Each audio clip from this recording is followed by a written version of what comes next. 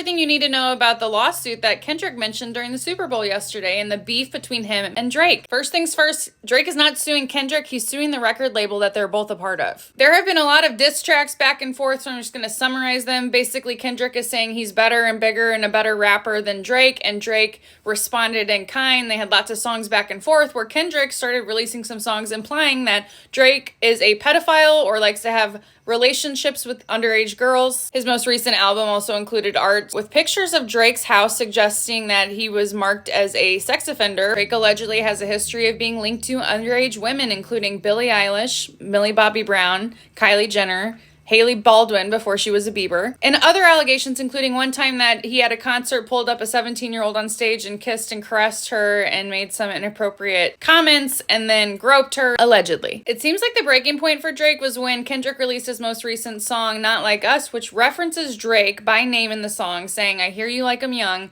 and implies that you should hide your younger sister and keep him away from Drake because of how he is. Kendrick's song, Not Like Us, had over 1 billion streams on Spotify, and he also won 5 Grammy Awards, including Song of the Year for that song, and Drake denies all allegations. Last month, Drake filed a lawsuit suing Universal Music Group, which is the record label for both Kendrick and Drake, and he's accusing the record label of harassing him and defaming him by publishing and distributing the song. Drake accuses the record label of using this fake narrative, he says, to sensationalize the song and create a viral hit, and that it's actually encouraging people to do vigilante justice against him because there have been a lot of attempts to break into his mansion, and also one of his security guards was recently shot. Universal Music has responded saying not only are Drake's allegations false, it's illogical. Why would they bet against their own interests when they make money when both artists profit? Universal Music Group also says that Drake is abusing the legal process by using a lawsuit to silence Kendrick when Drake himself has done many diss tracks, many rap battles throughout his career, and it's okay if he does it. Drake was also trying to sue Spotify. He was accusing Spotify and the record label of conspiring together to artificially boost Kendrick's songs to get it more streams than him. He has since withdrawn those allegations. Before he dismissed those allegations, Drake was also accusing Spotify of boosting the song, using bots to play it more so it got more streams, and also accusing the record label of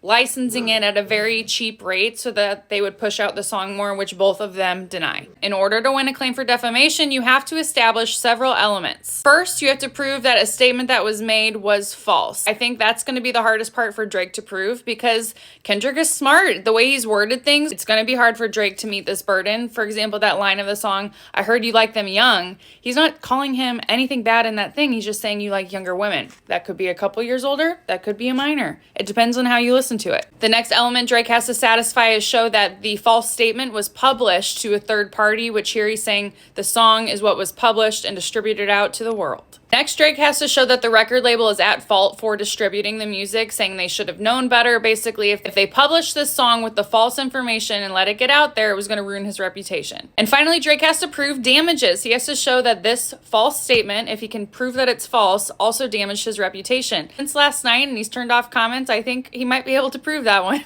There are some people that say that Drake has damaged his own reputation, which is a defense that the record label can make. This is just a basic overview summary of the events. I, of course, couldn't get every single little detail, but let me know what you think about this in the comments.